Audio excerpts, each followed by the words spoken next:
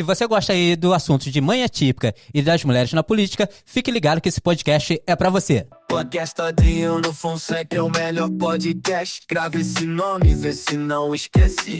Acessa lá no YouTube, conteúdo de qualidade podcast. Olá pessoal, é um prazer enorme estar de volta aqui no podcast Adriano Fonseca e hoje eu tenho o prazer de receber uma amiga minha que foi aí pra mim a revelação da política. Ela fez a comunicação aí top demais, eu acabei virando aí fã dela, do Thomas, da família dela lá. E pra mim é um prazer te receber, Amanda. Seja muito bem-vinda. Muito obrigada pelo convite. Pra quem não me conhece, meu nome é Amanda Carvalho. Eu sou mãe atípica, né? Como muitas pessoas me conhecem, como uma referência nesse assunto, porque eu comecei a falar ativamente assim que eu descobri tantas neurodivergências no meu filho, que não eram esperadas, né? Pra quem não sabe, eu sou mãe do Thomas, uma criança de 2 anos e meio.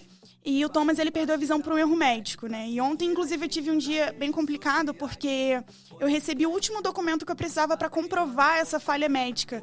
E é muito difícil falar sobre isso, eu acredito que tenha um peso muito maior, porque a gente, quando se torna mãe, a gente recebe o nosso filho com todo o amor do mundo, né? E quando a gente tem, assim, uma alteração tão drástica, né? Ele tem perda visual total e bilateral, né? Ele só tem percepção de luz. E o Thomas, ele não nasceu cego, entende? Então, eu não recebi o Thomas assim. Foi uma falha médica drástica.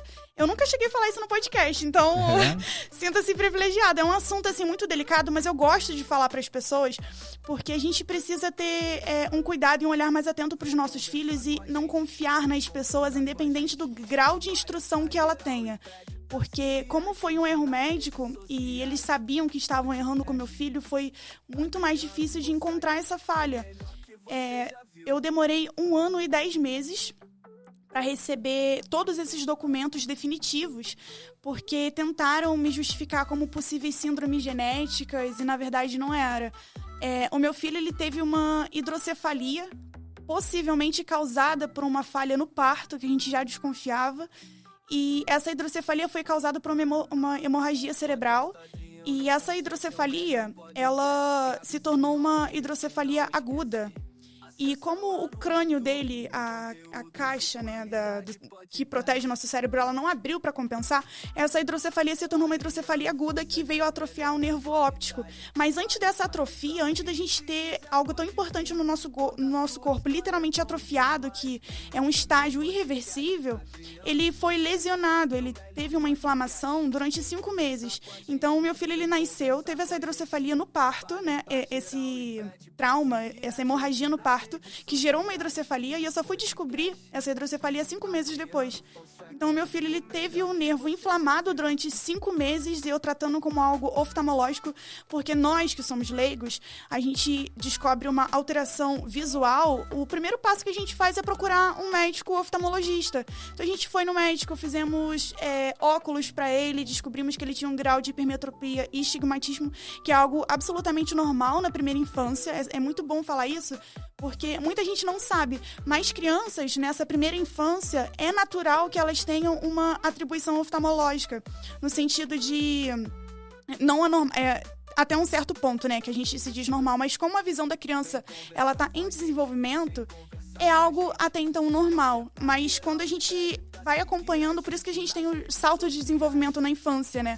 Então a gente precisa acompanhar, isso é extremamente importante, chamar atenção para esse ponto, porque os médicos me disseram que era normal a visão dele embaçada, sabe? E pra mim fazia sentido, né? Um médico falando, um especialista falando. Verdade, a gente acredita, né? Pois é, então a gente fez uso de óculos, fizemos um acompanhamento oftalmológico durante esses 5 meses.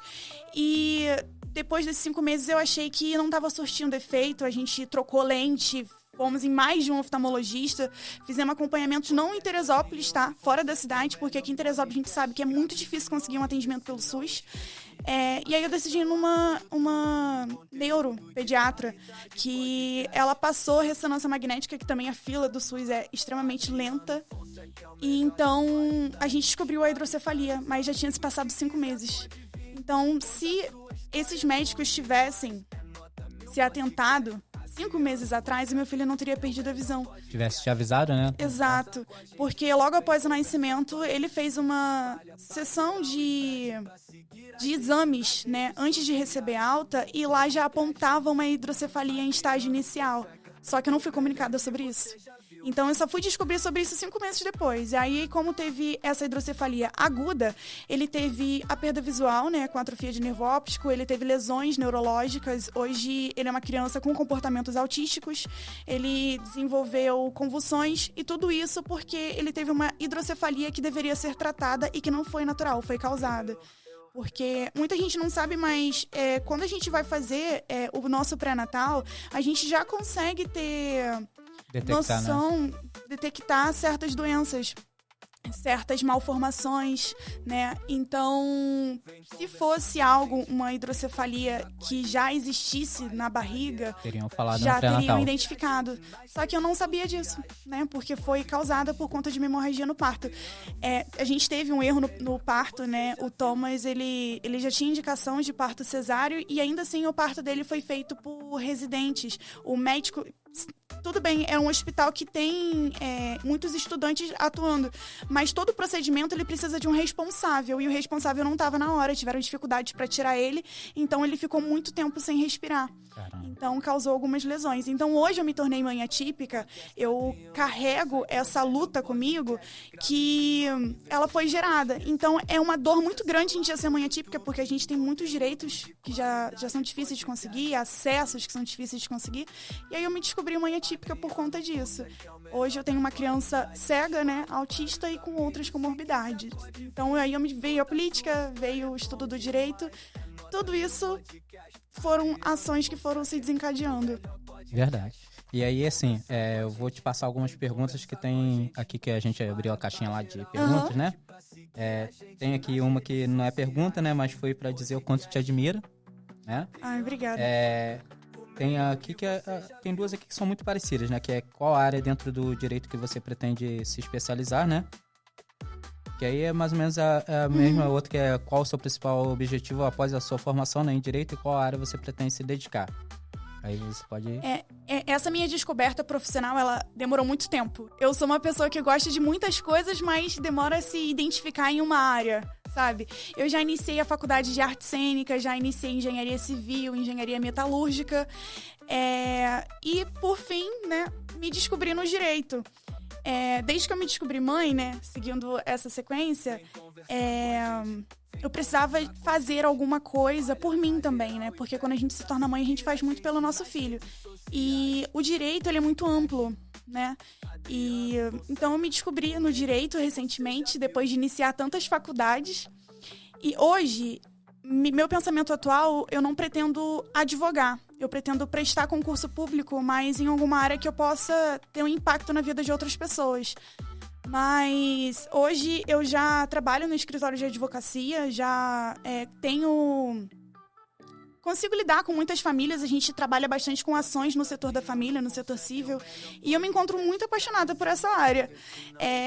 Eu tô conhecendo também agora a área do direito médico, que eu acho uma área muito nobre e que tem um impacto diretamente, principalmente em famílias que não têm condições, que procuram ajuda porque não sabem dos seus direitos. Então, nessa área da advocacia, eu gosto muito, né, da área da família e da área do direito médico, mas futuramente, né, eu pretendo prestar um concurso, porque quando a gente é mãe, a gente pensa principalmente no nosso filho, né? E a gente quer dar estabilidade para o nosso filho, né? Então, eu estou muito apaixonada nessa área do direito, sabe? E eu acho que muito antes da minha formação eu tenho conseguido impactar outras famílias também.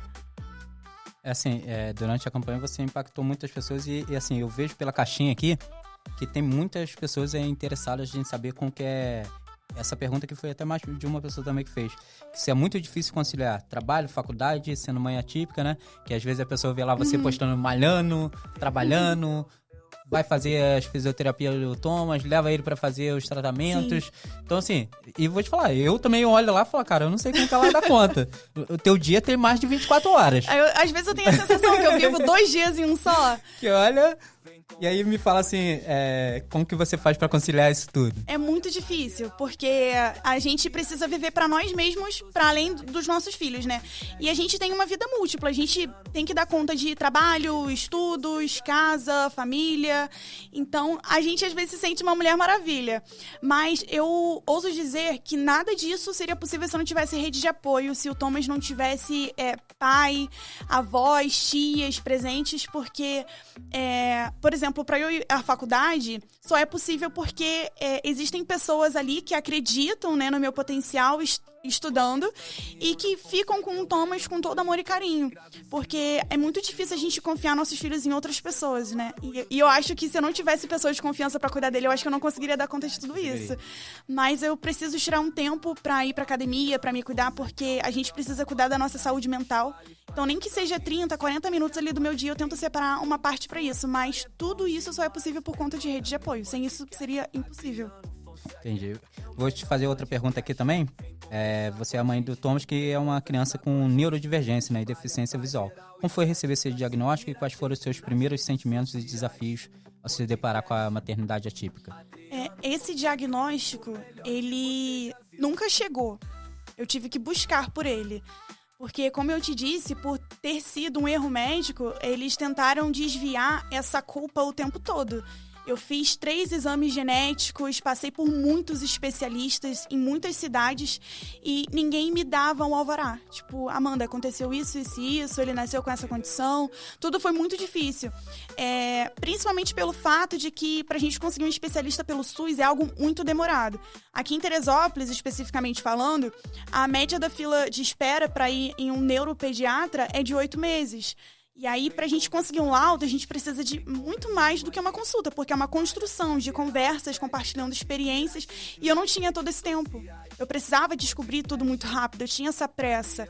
Então, foi muito difícil, porque esse diagnóstico me custou saúde mental, esse diagnóstico me custou estabilidade financeira, esse diagnóstico me custou emprego fixo que eu tinha. Eu abandonei tudo.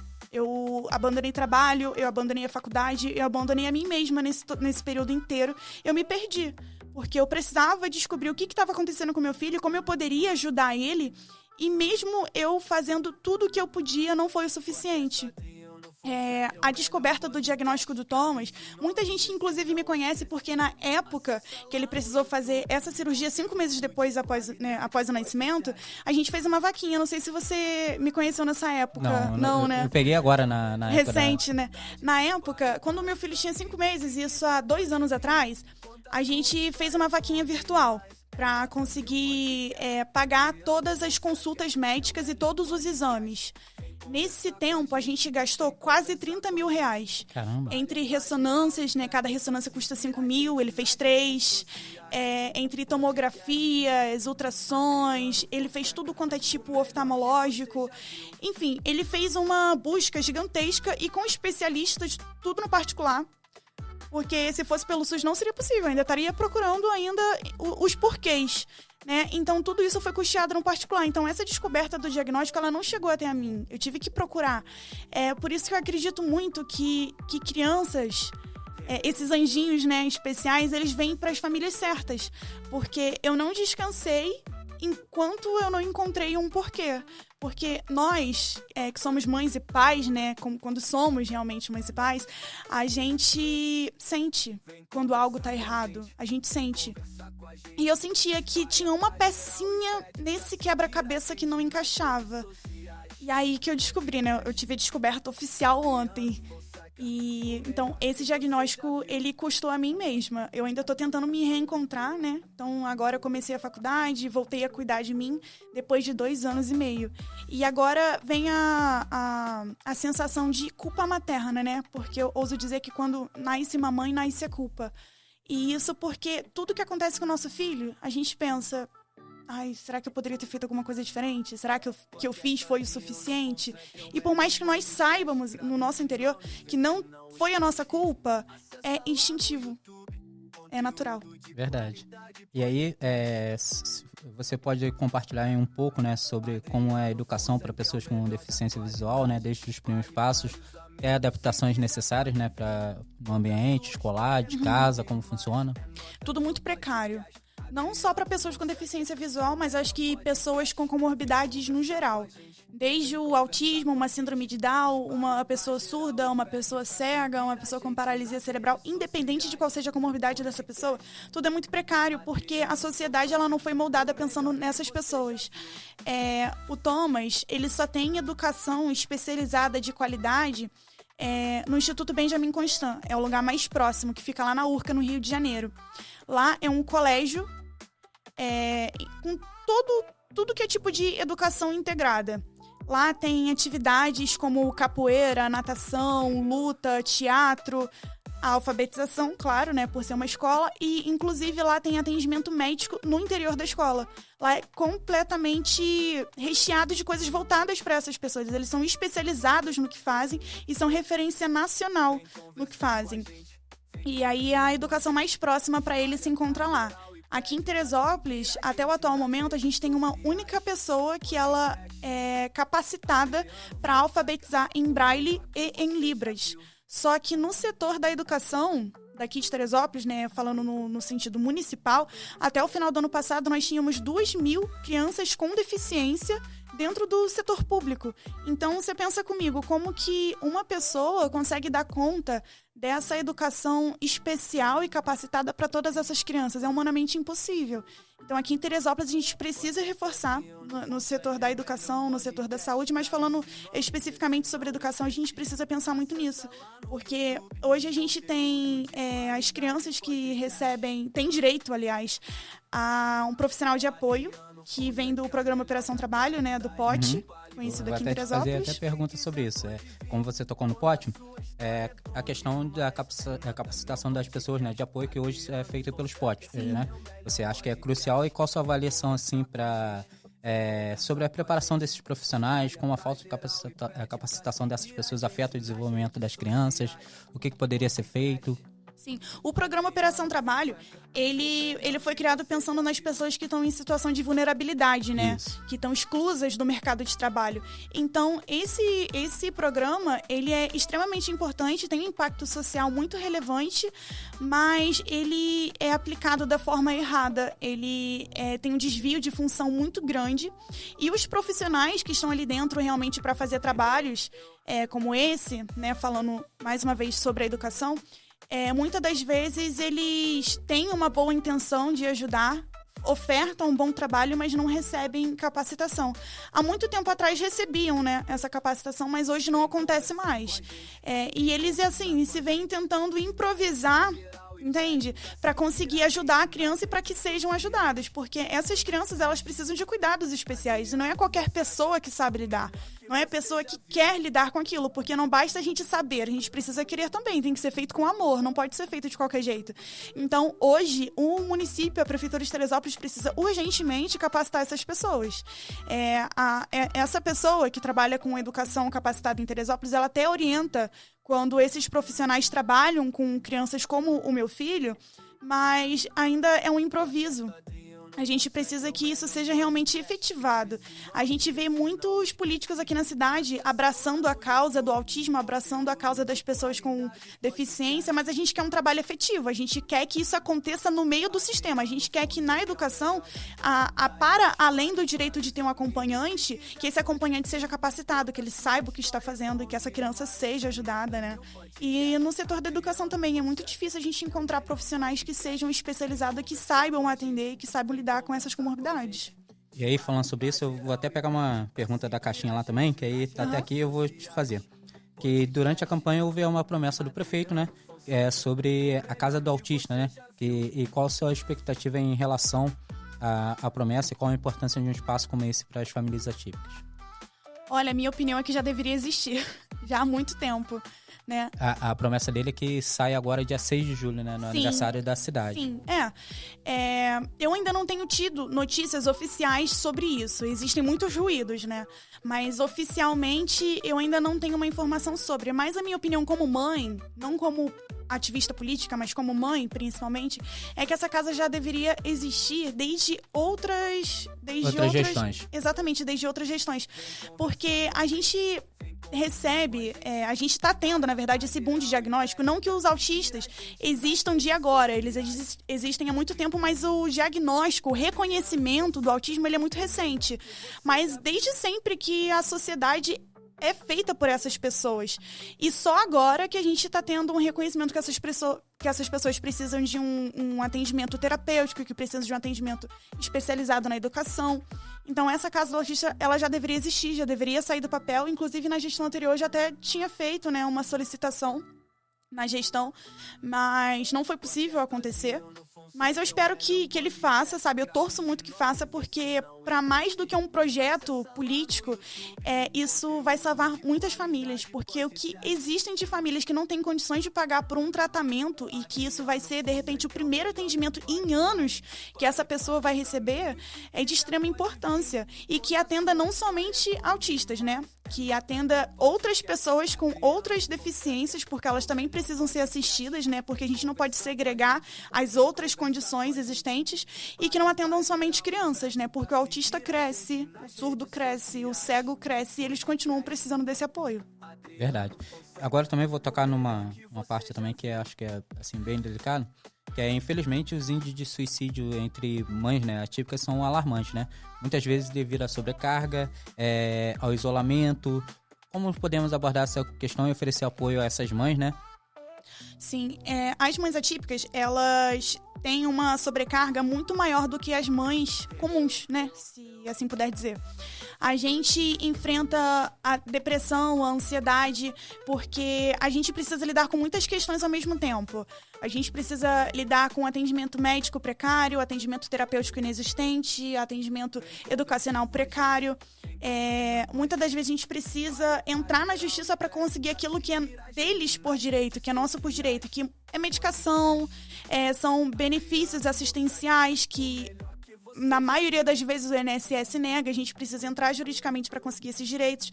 Então, é uma sobrecarga muito grande, principalmente pelo fato de que a maioria das mães atípicas, além de não ter uma rede de apoio para facilitar e ajudar no dia a dia, 70% das mães atípicas, elas acabam ficando solteiras ali nos primeiros anos da infância dessa criança.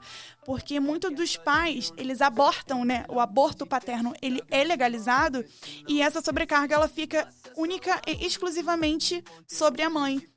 E aí a gente precisa lidar com todas essas questões, e a gente deixa de existir nesse meio, porque a gente pensa e prioriza a saúde dos nossos filhos e a gente esquece da nossa saúde mental. Uma mãe, ela não vai deixar de pagar uma terapia, um medicamento para um filho para poder pagar uma terapia pra gente. E isso quando a gente demora anos e meses na fila para conseguir um atendimento psicológico pelo SUS. É demorado, não é frequente, e a gente acaba ficando de lado nesse meio todo, né? Então, o índice de depressão é altíssimo, de suicídio é altíssimo. Não existe um estudo que comprove cientificamente, né? Ele ainda está sendo avaliado, mas existe uma probabilidade de nós desenvolvermos esse diagnóstico com muito mais facilidade do que uma mãe normal.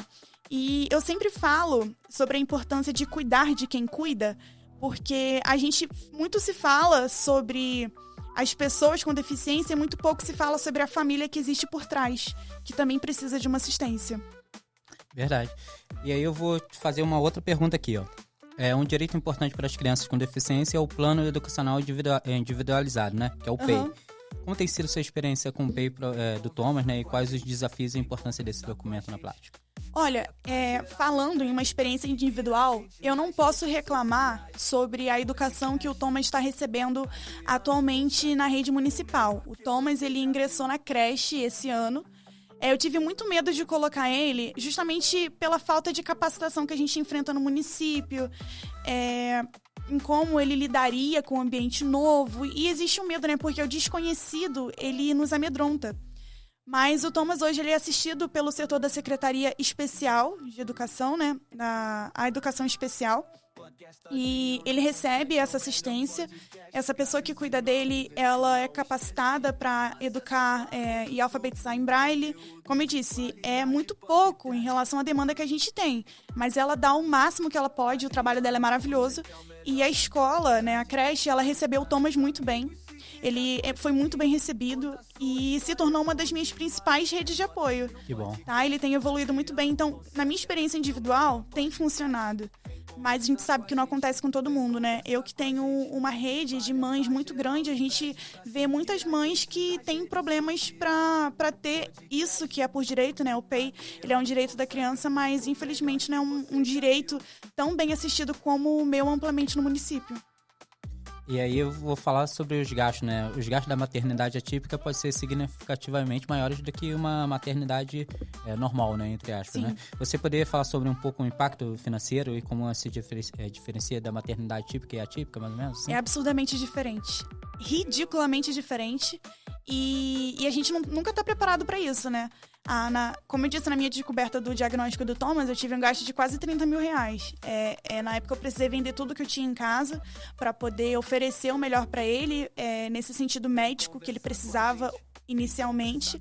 Mas hoje, em que essa fase de cirurgia e de exames emergentes passou, ele continua precisando de muitas coisas, dentre elas terapias, medicamentos, os médicos especializados que sabem lidar com a causa dele, a condição dele, não tem em Teresópolis, então eu tenho um gasto para viajar, né?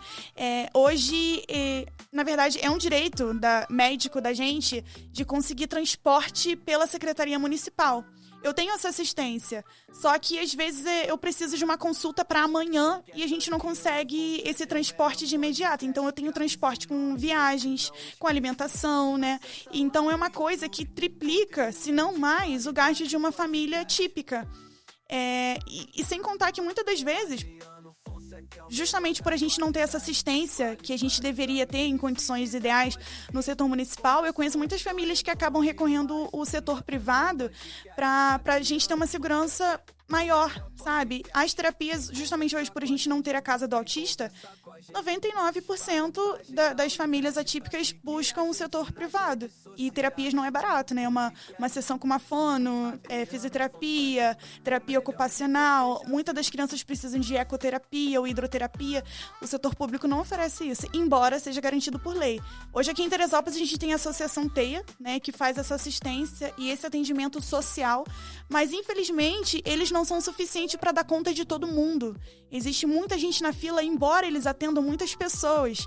Então, a associação ela deveria ser mais valorizada pelo município, porque eles fazem um trabalho que não são de responsabilidade deles. É responsabilidade do município oferecer terapia, oferecer assistência social para as pessoas com deficiência e para as famílias, e eles não são tão valorizados quanto deveriam e reconhecidos como deveriam, mas o trabalho deles é maravilhoso. Você já ouviu falar da associação? Referência, né? Verdade. É referência. Inclusive, eu estava conversando com a Valéria num podcast anterior, a gente se conheceu anteriormente para conhecer de pertinho o trabalho deles, que é incrível e atende muitas pessoas de baixa renda que não conseguem pagar por essas terapias, que não são baratas. Então, o custo para uma família atípica é infinitamente maior do que uma família tradicionalmente falando sem deficiência. Domingo teve até a caminhada da conscientização do autismo, tivemos presente. Pode falar até da importância dessas caminhadas, dessas ações. O que você acha? É importantíssimo conscientizar as pessoas, porque a gente muito se fala sobre o autismo na internet, mas na vida social essas pessoas não são tão bem recebidas quanto na internet.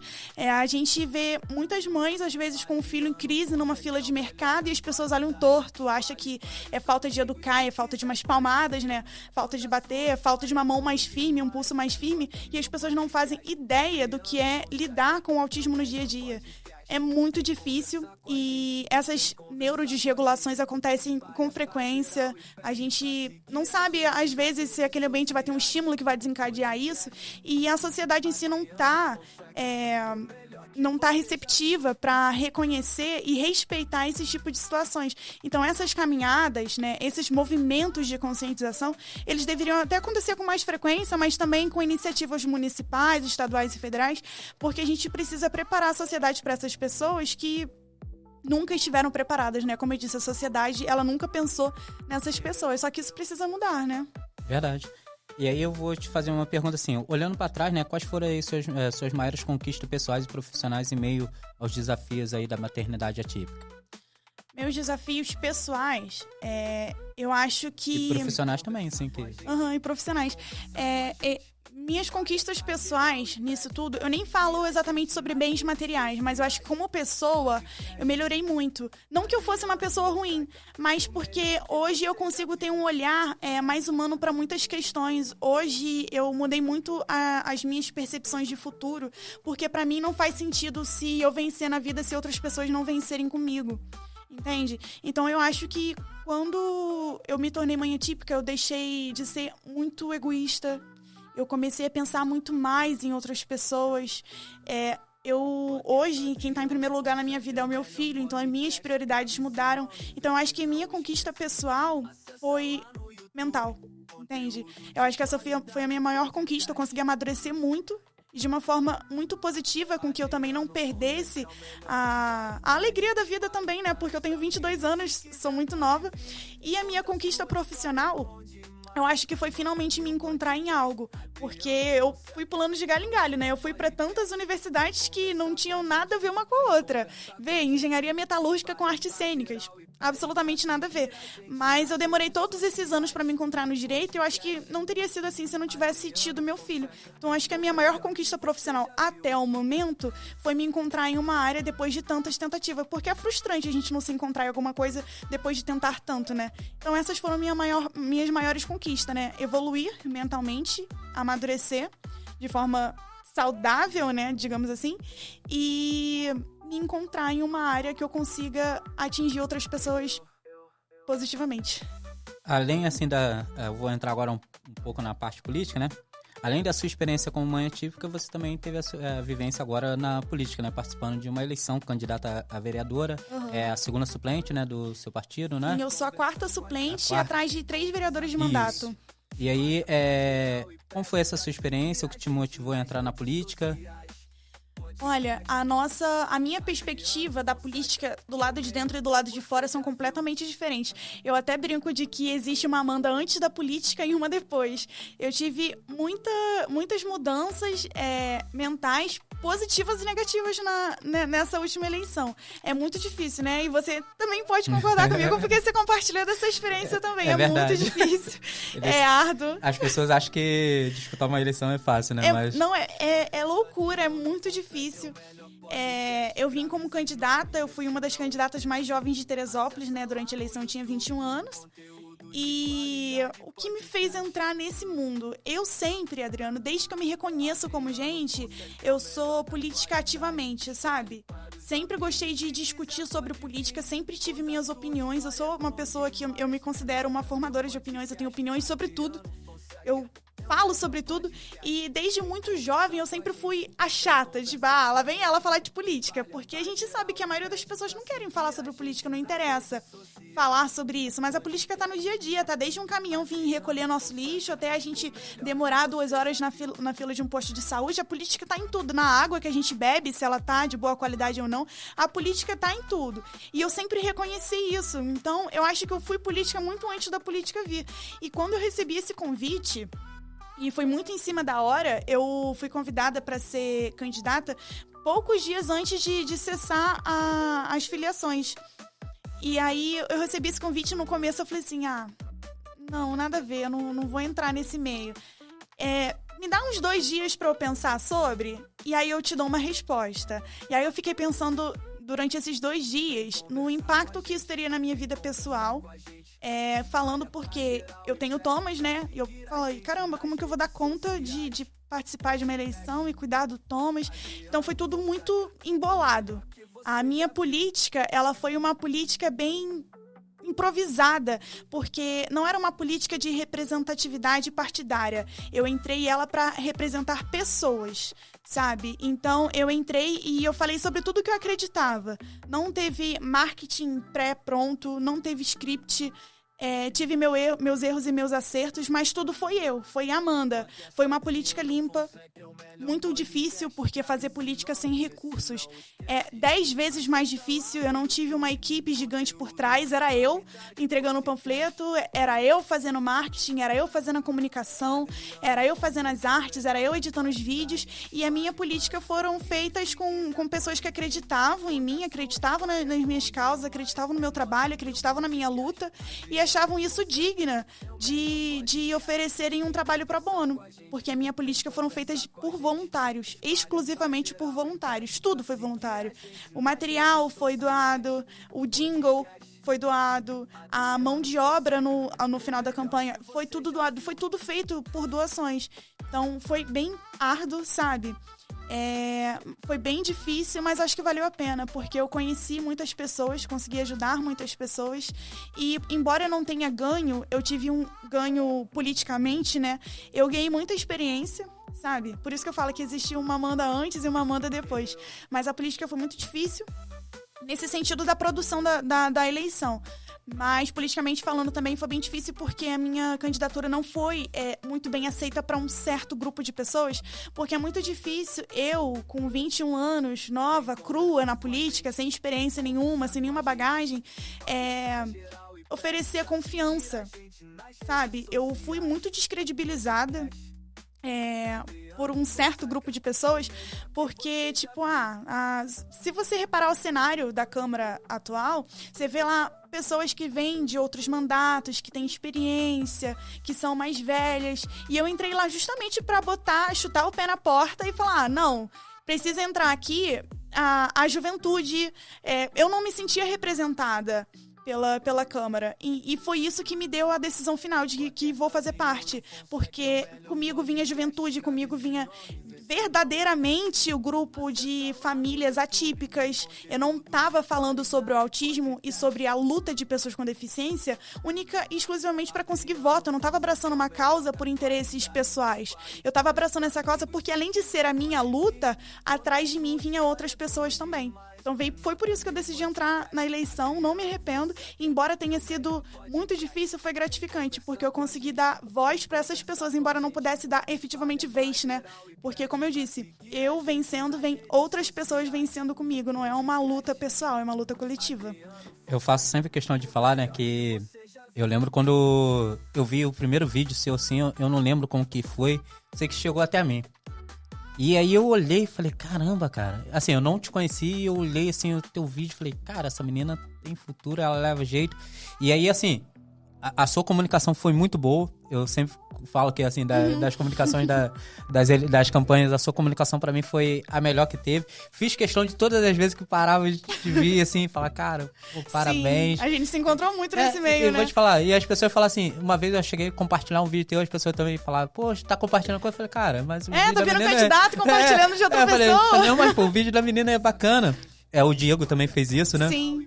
Grande amigo, nossa. Nossa, né? Então aí, assim, e as pessoas, e aí às vezes eu te elogiava, as pessoas, pô, tá elogiando o candidato. Falei, claro, cara, tá bacana trabalhar. Enviei o teu trabalho pra uma amiga minha que veio candidato também, falei assim, pô, dá uma olhada na menina aqui, ó, esse trabalho que ela tá fazendo aqui, o trabalho é bacana. Apoiou muito, fez a diferença. A gente ouvir de outra pessoa falar, nossa, seu trabalho tá bacana. Porque muitas das vezes, né, no meio dessa luta, né, dessa correria, vem uma vontade de desistir, vem aquela desmotivação, né? Verdade. E receber esses comentários motiva. Obrigada. E aí, assim, cara, e aí eu lembro que a história que eu conto, até que a gente tava conversando, até domingo a gente correndo sobre isso, que eu fui, a tua tia, a gente conversando com tua tia, ela falando sobre a campanha, eu fui mostrei teu vídeo pra ela. Eu falei assim, poxa, nessa eleição tem essa menina aqui, ó, essa menina aqui é boa. Acho que, ó, ainda bem que não liga, tava falando mal, né? Falei, senão ia chegar. Nem sabia que era tua tia, né? Aí tá eu mostrando o vídeo pra ela, ela falou assim, pô, minha sobrinha. Eu falei, também, né? E aí, assim, vou te falar, eu fiquei muito feliz da sua campanha ter sido desse jeito, assim, ter sido muito bacana. Sua campanha também foi muito limpa, é gratificante. As pessoas deveriam te conhecer e te reconhecer muito mais, porque foi uma grande perda nessa Câmara. Eu tenho certeza que você faria um excelente trabalho lá. E você já tem um histórico aí para comprovar, né? Que você é uma pessoa de bem, faria uma diferença gigantesca. Mas, assim, eu fico muito feliz de estar aparecendo pessoas igual você, que tá dando, assim, um formato diferente pra campanha, entendeu? Tá dando um gás novo, tá trazendo novos olhares. Pra política, né? Bem bacana. Então, assim, eu fico muito feliz de ver da forma que tá. E, assim, vou te falar, Cara, eu fiquei muito feliz de ver assim e ainda te espero que você não desista. Sabe, que você tá no caminho certo e assim, eu vou até falar o que eu falei sempre pro Coelho.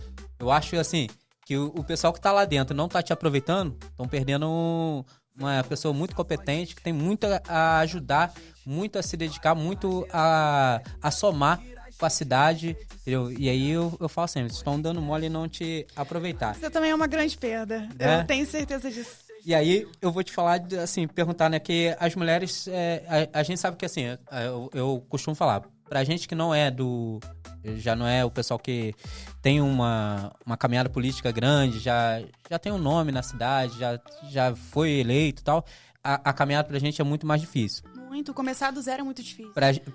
Eu passo muito porque eu sou o cara da favela, que venho pra cá, e aí é aquele negócio que fala que as pessoas não acredita muito, né? Porque acha que o cara veio da favela, não tem competência, não tem coisa. E você, por ser mulher, ser nova, e aí me fala como que foi esse teu desafio de ser mulher na política, de ser nova, e como que você enfrentou isso tudo, como que...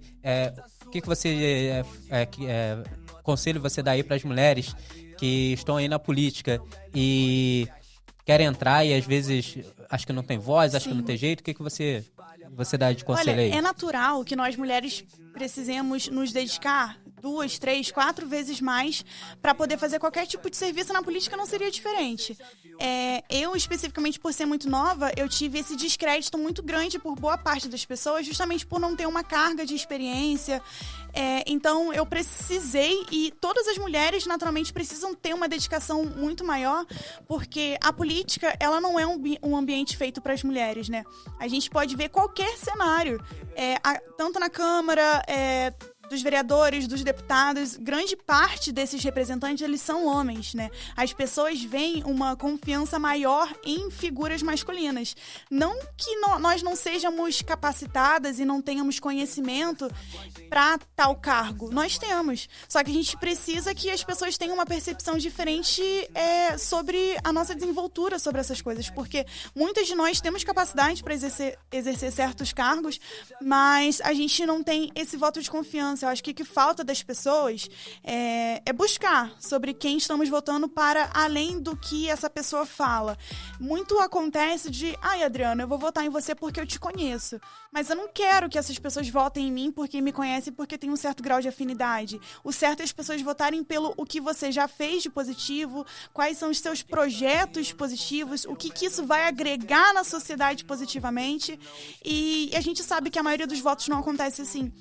Existe um desvio de finalidade muito grande, seja ele financeiro, seja ele por afinidade, seja ele porque vai ser benéfico, porque vai sair um cargo, você vai conseguir se beneficiar pessoalmente de alguma forma. E isso é muito egoísta, porque a eleição, né, feita e ganha por essa pessoa, ela não precisa beneficiar um grupo, ela precisa beneficiar um todo, né? Então, nós, mulheres que estamos chegando, a gente entra com uma certa desvantagem, porque a política, como ela não foi feita pra gente, a gente precisa lutar para ocupar um espaço que não é nosso. E principalmente quando a gente é nova, né, a gente tem esse descrédito, é uma luta muito maior. Você precisa se posicionar 2 vezes mais, você precisa saber e demonstrar saber 2 vezes mais, porque infelizmente a nossa capacidade não é o suficiente. A gente precisa movimentar esses paradigmas que infelizmente existem, nos atrapalham, nos segrega e diminuir esses espaços cada vez mais, né? Não deveria existir cota feminina, porque a cota feminina existe porque esses espaços são ocupados majoritariamente por homens. Verdade. E aí, chegando aqui pra gente, ó. Que delícia. Salgadinho do Rei do Quibe, patrocina ali. Maravilhoso, conheço eles. O Rei do Quibe aqui na rodoviária, na loja 8 aí. E você que quer fazer o seu pedido aí, você pode pedir pelo 968001415. Tá vendo? Gravei coisa. Então bom, né? Pedindo tanto que já deu memorizei. É que eu vou te falar. O pessoal antigamente ficava me sacaneando, que eu ficava errando os WhatsApps. E aí o pessoal ficava fazendo meme e me mandava no privado os memes de eu errando os WhatsApps. Mas eu conheço eles. Então, assim, tá aqui, pode comer à vontade, entendeu? Você que... E falar, são salgados feitos artesanalmente, tá? Não é aqueles feitos pela máquina, não. É feito manualmente. Salgadinho gostoso pra caramba. Vale a pena você fazer o seu pedido lá no Rei do Quibe.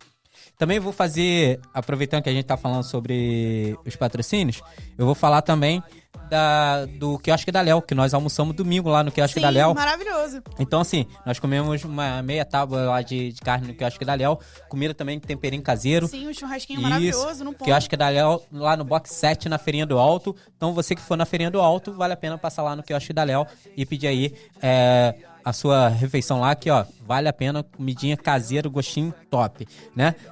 Feito com amor, Feito né? com amor pro pessoal lá. Eu tenho também aqui a Smartphone, que fica aqui na Avenida Lúcio Meira, na Galeria Cristal, número 36. E você que quer aí fazer Você que quer fazer aí... consertar o seu telefone, quer comprar uma capinha, comprar acessórios, é só você ir lá e procurar o Rodrigo ou a Andressa, ou você pode ligar pelo WhatsApp, que é o 976009079. Eu tenho também aí a Clínica da Dor, que fica aqui no Shopping New Fashion, ali no 3º andar. Você que tá com aquela dor, não passa por nada, procura lá o Marcelo, que ele vai com certeza dar um jeito aí pra você, aqui no Shopping New Fashion, no 3º andar. Vale a pena também você ir lá. Pode falar que foi eu que indiquei aí, que vai ganhar um desconto. Só a galera de sucesso. A gente tem uma galerazinha boa aqui. Tenho também uma menina que foi até a pessoa que eu mandei o teu vídeo na época, que é a Dayana, que é parceira demais. E ela tem a Daia Alimentos. Você que quer aí fazer aí, comprar seu bolo, sua torta aí pro seu aniversário, eu vou te falar, todo aniversário meu, eu sempre falo isso. Ou eu ganho uma torta ou eu compro com ela. E vou te falar, maravilhosa a torta que ela faz. Ela faz aquelas caixas surpresa. Quando tiver apaixonado, tiver que mandar presente pros outros, ó, já compra lá com ela. E aí, ela é top demais lá. Você pode procurar no Instagram Daia Alimentos. Ou você também pode falar pelo WhatsApp aí pelo 973451897. E aí você encomenda lá com a Dayana.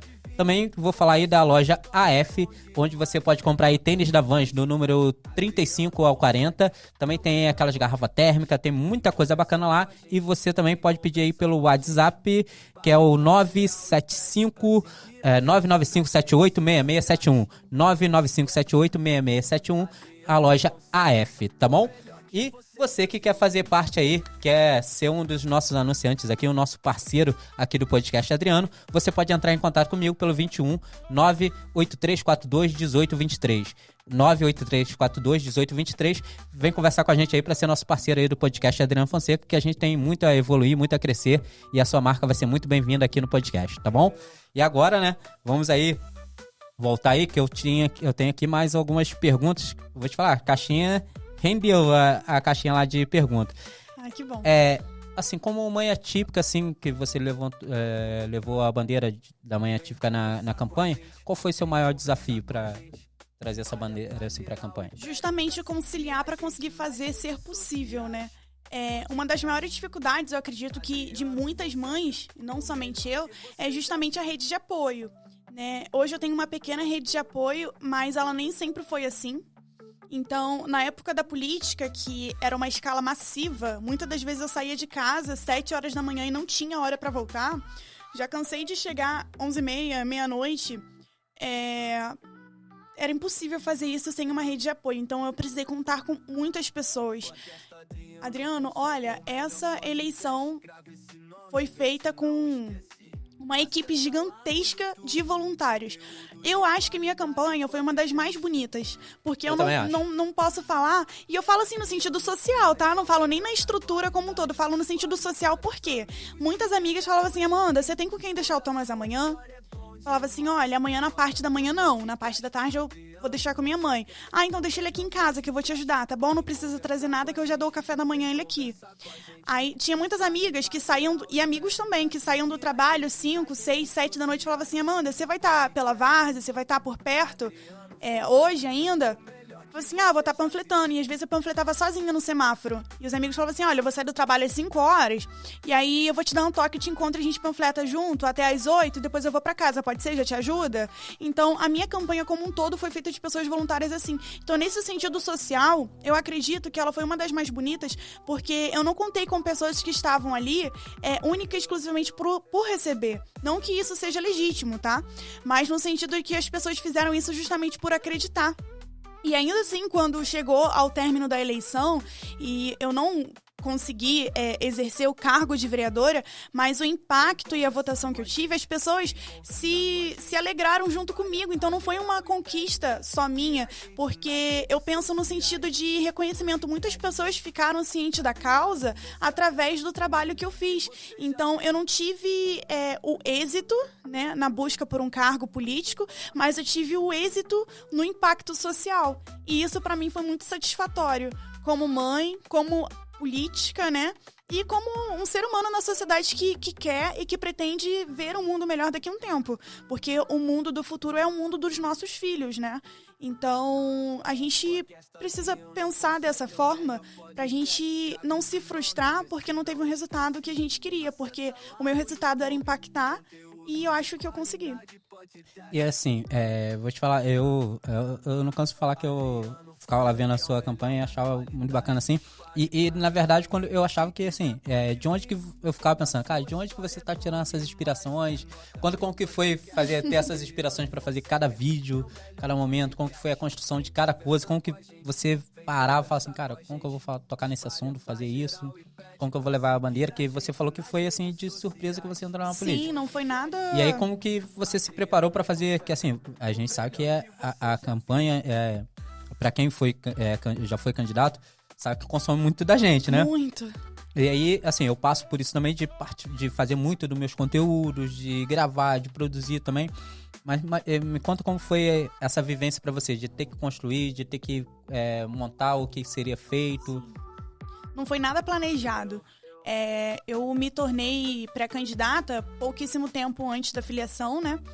Mas eu só entendi que aquilo realmente ia acontecer quando tava faltando, assim, uma semana para começar a campanha efetivamente.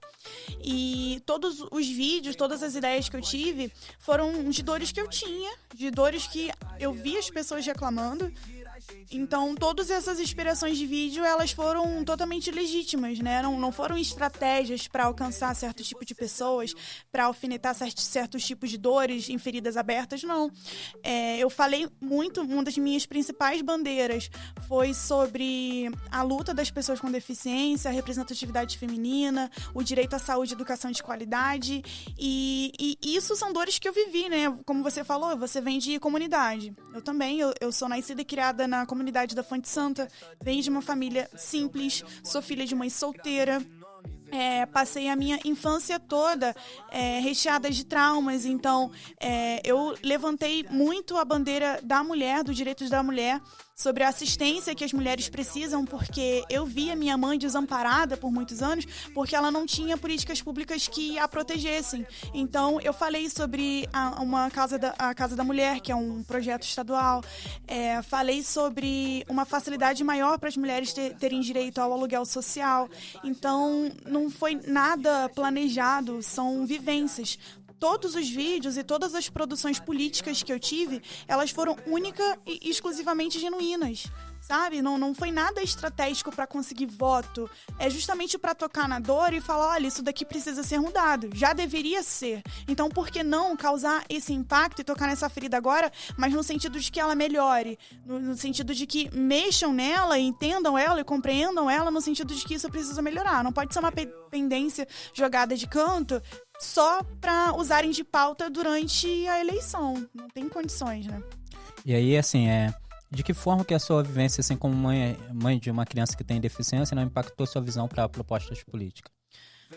Olha, no geral, quando eu me tornei e me descobri mãe atípica, que eu descobri que tudo seria muito mais difícil, porque quando a gente se descobre... Quando a gente é mulher, mas quando a gente se descobre mãe, a gente entende de que a luta não para. É entender de que a gente vai ter que ficar buscando e cobrando tudo o tempo todo, porque a gente vive, como eu te falei, numa sociedade que não pensa nessas pessoas, numa sociedade completamente patriarcal. Então, tudo que a gente precisa fazer é com muito suor. Então, o que me impactou nisso foi simplesmente viver uma vida que era muito mais difícil do que o restante das pessoas, sabe? De ter que, cara, lutar pra tu ter direito à saúde e educação, isso não pode ser normal. Eu ter que entrar na justiça pro meu filho ter direito a uma saúde que esteja pronta pra ele, uma educação que saiba minimamente alfabetizá-lo, isso não pode ser normal. Isso vai ser comum até quando, sabe? Então, eu fiz esses movimentos políticos de dores minhas e de dores de outras pessoas, porque essa não é uma dor individual da Amanda. Se você parar para conversar com 5 mães como a gente tem essa recorrência maior do autismo, com 5 mães de crianças ou pessoas com autismo, você vai ver que essa dor, ela não é individual, ela é muito coletiva e ela é muito expansiva. Então, esses problemas, eles não são comuns, mas eles são normais, né? A gente vê isso rotineiramente, então isso vai ser comum de se ver por aí até quando? Entende? Verdade. Amanda, te agradeço muito pelo esse bate-papo. Você, cara, é a menina que, vou te falar, se deixar, a gente passa o dia todo aqui conversando. Toda, né? E assim, toda vez que a gente se encontra, né, a gente tá sempre trocando ideia, trocando figurinhas sobre tudo que a gente... Sobre a maternidade atípica, sobre política, a gente conversa sobre várias lutas, coisas. Né? Sobre problemas sociais no geral. A gente tá sempre conversando e assim, é muito bom sempre conversar com você. Eu aprendo muito com você e assim... É uma troca. Eu vou te falar, eu fico muito feliz de estar sempre em contato com você, conversando e acompanhando suas lutas, acompanhando as suas bandeiras, as suas causas. E agora, como tá terminando aí, eu vou te dar esse tempo livre para você falar o que você quiser, se despedir. Eu quero falar, você se lembra que eu te falei no começo que o diagnóstico não veio até mim, eu tive que buscá-lo, e que todas essas minhas lutas vêm de vivências não só minhas, mais coletivas. Quando a gente acredita em alguma coisa e quer buscar, solucionar ou impactar referente a esses problemas sociais que eles afetam diretamente e inteiramente a nossa vida, eu falo muito sobre fé, porque não adianta a gente tentar resolver alguma coisa se a gente não tiver fé de que aquilo realmente vai acontecer. E eu falo isso no âmbito profissional, no âmbito pessoal, e em todos os aspectos da nossa vida a gente precisa ter fé sobre as coisas. E olha que eu não sou uma pessoa religiosa e eu nem sempre tive essa fé. Então o Thomas, ele veio para transformar a minha vida e transformar a vida de outras pessoas, né? Ele chegou na minha vida com um propósito e ele me ensinou justamente que esse bem, ele precisa ser passado à frente, porque não é fácil você viver no escuro, você viver sem enxergar. Então o Thomas, ele me ensinou que todas as coisas que a gente vê não necessariamente é com os olhos, né? A gente precisa enxergar muito com o coração. Não é fácil, né? Eu aprendi isso e ainda tô aprendendo. Não posso falar que eu aceitei o diagnóstico do Thomas, que é um processo muito lento. Mas uma coisa que eu aprendi nesse tempo foi sobre acreditar. Então eu queria terminar esse podcast, que eu tô muito grata por participar. Eu que tô grato. Pô. Com um versículo que mudou a minha vida. Mateus 17:20, que fala assim: e ele respondeu, porque a fé que vocês têm é pequena. Eu lhes asseguro que, se vocês tiverem a fé do tamanho de uma semente de mostarda, poderão dizer a este monte, vá daqui para lá, e ele irá. Nada lhes será impossível. É aquele dito de que a fé move montanhas. E eu falo de que a fé move montanhas e a persistência vence obstáculos. Então eu queria terminar com essa frase para que o mesmo impacto que a deficiência visual do meu filho teve na minha vida e me transformou como pessoa, que esse meu trabalho social e humano impacte e mude a vida de outras pessoas também. Tá? Muito obrigada pela oportunidade de vir aqui. Vou te falar, eu que te agradeço e vou até fazer um jabá dela aqui. Eu sei da rede social do Thomas, que é Pelos Olhos do Thomas. Pelos Olhos de Thomas. Tá vendo que eu sigo, pra você ver que eu sigo. E quem quiser acompanhar as suas redes sociais, já fala aí, pessoal, que acompanhar o seu dia a dia, que eu vou te falar, você vai ver que o dia dela aqui não dura 24 horas não, deve ter umas 50 horas. São 2 dias e um só, a gente se descobre literalmente a Mulher Maravilha, né? Minhas redes sociais é Amanda Carvalho FE, tá? E o Instagram do Thomas é Pelos Olhos de Thomas, a gente compartilha a evolução dele e a resistência, a persistência dele para além de um diagnóstico, porque um diagnóstico, ele não limita nossas vidas. E eu falo isso a ele como uma pessoa com deficiência e a mim como mãe também, porque isso modifica todos ao nosso redor, né? Então, que nós sejamos mais empáticos, e se vocês quiserem me acompanhar lá como mãe atípica, como estudante de direito e como uma pessoa política e humana, acima de tudo, eu vou ficar feliz de que esse trabalho tenha um impacto cada vez maior. Antes de terminar agora rapidinho, qual o seu plano para o futuro? Você falou que é sobre o negócio do direito, né? Sim. No direito, o meu plano futuro é impactar pessoas, porque eu fui uma pessoa que eu precisei de muita ajuda, então eu sei qual é a importância de que quando estendem o braço para nós, então eu quero estender esse braço para outras pessoas também.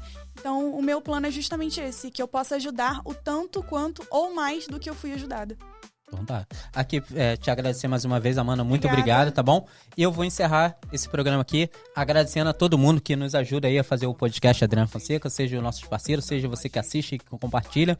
Muito obrigado pelo seu carinho. Nosso podcast cada vez tem crescido mais e sem vocês não é possível, tá bom? Então, ó, beijo no coração de cada um e até o próximo podcast. Podcast com Sind PMT.